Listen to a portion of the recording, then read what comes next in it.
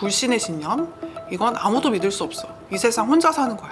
이게 이효리 씨가 대학교 강연에서 인생 혼자 사는 거다. 뭐 아무도 믿지 말아라 이런 얘기 하셨는데 약간 좀 과도 관련될 수도 있겠네요. 안녕하세요. 마음을 밝히는 언니. 정신과 전문의 유혜진입니다.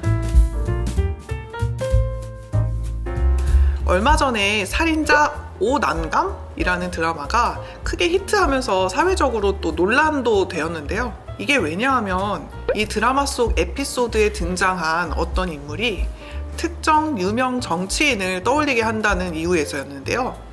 사실 전 이 드라마 볼 때 별 생각 없이 그냥 재밌게 봤거든요. 그런데 또 기사를 보니까 이 관련된 정치인을 지지하는 분들이 드라마 속에서 등장인물이 먹는 음식, 죄수 번호 등을 그 특정 정치인의 과거 이슈와 연계해서 이게 이 사람을 까기 위해서 만든 드라마다 이런 식으로 해석을 했더라고요. 그런데 제가 또 기사를 보면은 나름 또 그렇게 해석할 만한 근거가 또 없는 건 아니에요. 그럴싸하거든요. 이게 참 상황이 우프다고 해야 될까요? 저는 이 현상을 보면서 인지 왜곡이 만드는 영향력이 얼마나 무서운지 다시 한번 생각을 해보게 됐습니다.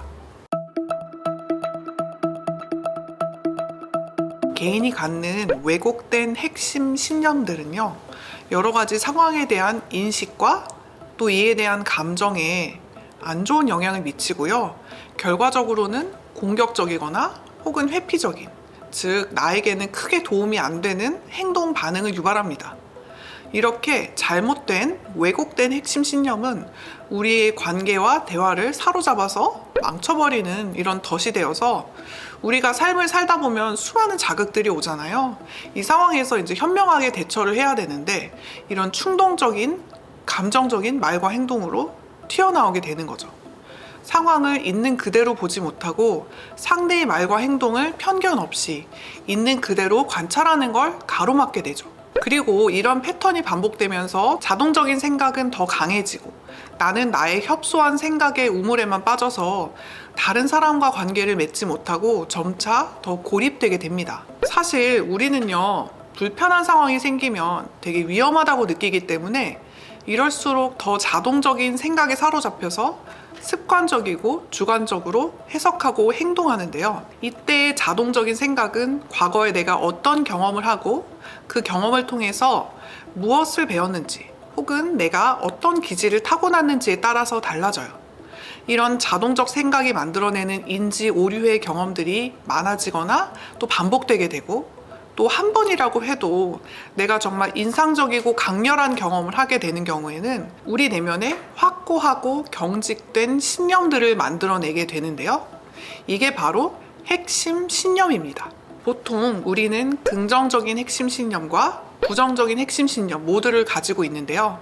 우리가 아주 강한 감정을 경험하거나 혹은 긍정적이든 부정적이든 우리 인생에 있어서 굉장히 큰 영향을 주었던 그런 사건을 경험할 때 이 핵심 신념이 형성이 됩니다. 문제는 우리가 부정적인 핵심 신념에 사로잡힐 때인데요. 예를 들어 볼까요? 당신은 충분히 사랑받을 만한 사람입니다 라고 누가 말했을 때 대부분은 이 말을 듣고 기뻐할 거예요.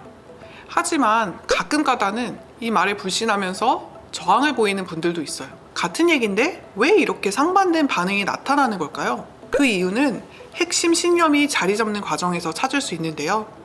어려서부터 인정과 성취, 안정과 존중, 충분한 사랑을 받고 자란 사람의 경우에는 긍정적인 핵심 신념이 내면에 자리를 잡게 되고 이런 핵심 신념들이 이후에 세상과 또 나를 바라보는 긍정적인 태도와 방식을 만들게 되죠. 반대로 어렸을 때부터 중요한 사람들과 좋은 관계를 맺지 못하고 사랑이 좌절된 경험이 반복된 분이 있다면 내가 사랑받을 만한 존재라는 사실을 거부하고 거짓으로 받아들입니다. 인지행동 치료는 우선 우리가 갖고 있는 이 부정적 핵심 신념이 무엇인지를 찾는 데서부터 시작을 합니다. 부정적 핵심 신념에 대해서 좀 설명을 해드릴게요. 버림받음의 신념. 결국 나는 혼자 남겨질 거야. 다 나를 떠날 거야. 불신의 신념.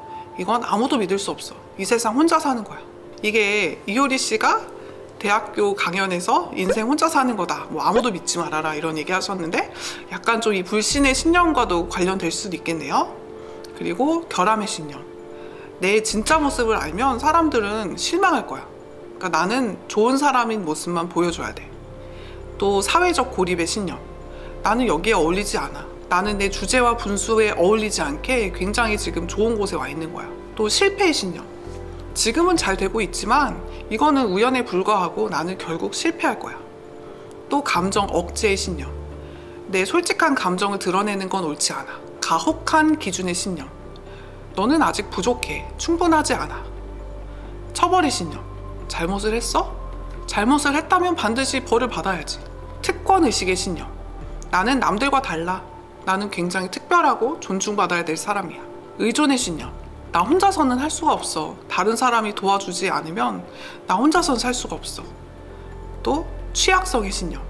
왠지 나쁜 일이 생길 것만 같아. 지금 되게 잘 되고 있는데 이렇게 잘 되는 상황이 불안한 거예요. 분명히 뭔가 나쁜 일이 생길 것만 같다. 이런 것들입니다. 사실 다들 한 번쯤은 이런 느낌 생각해 본 적 많으실 거예요. 여기에서 일단 불신의 신념에 대해서 좀 예를 들어서 설명을 해드릴게요. 이 불신의 신념을 가진 사람의 경우에는 그 누구도 믿지 못합니다. 아무도 믿을 수가 없어 라는 생각이 자신을 지배하죠. 세상을 믿을 수 없고 다른 사람도 믿을 수가 없어요. 믿을 만한 것은 그 누구도 없으니까 자기를 지켜내기 위해서는 항상 긴장하고 경계하고 있어야 합니다. 또 자신을 보호하기 위해서 매번 의심의 눈초리로 다른 사람을 봐야 되고요. 왜냐하면 다른 사람들이 나를 이용할 수 있기 때문입니다. 이게 바로 불신의 핵심 신념이 가진 특징입니다. 아마 이효리 씨 같은 경우에도 굉장히 탑스타고 많은 사람들이 사실 이효리 씨의 명성과 영향력을 좀 이용하려는 사람들이 많았기 때문에 이런 불신의 신념들을 좀 자연스럽게 가질 수밖에 없는 상황이 있었을 것 같기는 해요. 저는 이 불신의 핵심 신념이 일견 일리가 있는 부분도 있지만 어떻게 보면 가장 슬픈 신념이라고도 보입니다. 이 신념을 갖게 되면요, 감정이 늘 혼란스러워요. 매번 자기가 느끼는 생각과 감정이 진짠지 가짠지를 판단해야 되거든요. 하지만 그걸 매 순간 내가 알 수 있다는 건 불가능이죠. 누군가를 믿지 못하니까 관계가 항상 피상적이 될 수밖에 없고요. 더불어 의심만 커집니다. 이 불신의 신념을 가진 분들의 경우에는 어렸을 때 부모님으로부터 정서적 학대를 겪은 경우가 많은데요. 인정과 존중, 또 사랑을 받고 자라야 될 시기에 부모님으로부터 거절과 거부, 혹은 다른 친구들과 비교당하고 부정당한 경우에 이런 불신의 신념을 많이 갖게 됩니다. 이 인지행동치료는 이렇게 상담을 통해서 상담하시는 분의 핵심 신념이 무엇이고 또 이 핵심 신념을 점화시킨 과거의 사건이 무엇인지를 같이 살펴보고요. 또 안전한 가이드를 통해서 이 핵심 신념을 재조직화하는 데 목표를 하고 있어요. 제가 진료보는 분 중에 이 영화계 쪽에서 굉장히 유명한 분이 계신데요. 이분이 일도 되게 잘하시고 평소에는 기분 좋게 잘 지내시는 편인데 갑자기 막 우울해하시고 막 불안해하시면서 일찍 오신 거예요. 그래서 제가 얘기를 무슨 일이냐 막 상담을 해보니까 촬영 현장에 찾아온 한 유명 배우 때문에 이게 심해졌더라고요. 이분이 좀 탑 배우더라고요. 그래서 좀 나르시스틱한 분이었던 것 같아요. 그래서 내가 출연하는 모든 영화는 내 이름을 걸고 하는 거다.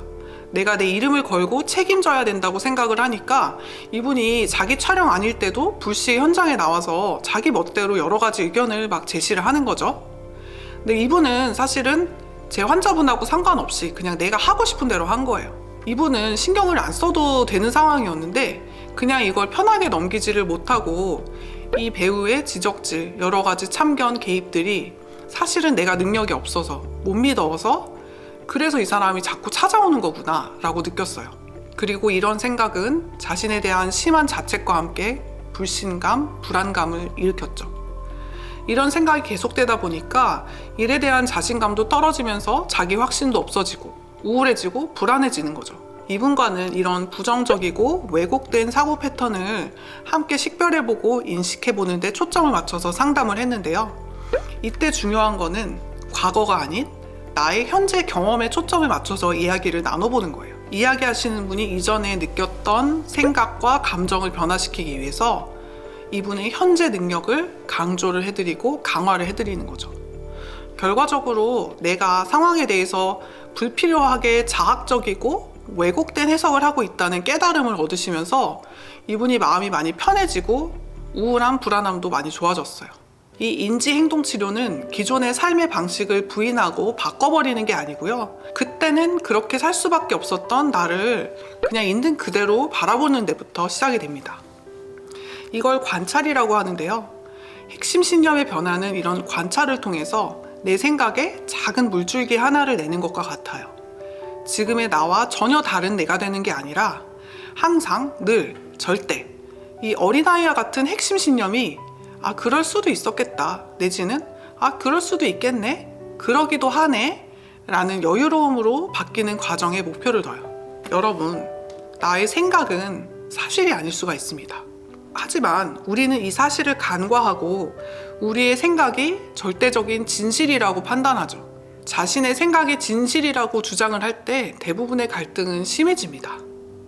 우리의 기억은요, 사실 왜곡되는 경우가 많아요. 그렇기 때문에 여러 가지 상황에서 나의 인식과 판단이 틀릴 수도 있다는 점을 인정하고 상황을 보이는 대로 보려고 노력하고 또 들리는 대로 들어보려는 태도, 즉 객관적으로 관찰하는 자세가 우리에게는 필요합니다. 지금까지 마음을 밝히는 언니, 정신과 전문의 유혜진이었습니다. 이 영상이 도움이 되셨다면 좋아요, 구독, 알림 설정 부탁드릴게요. 감사합니다.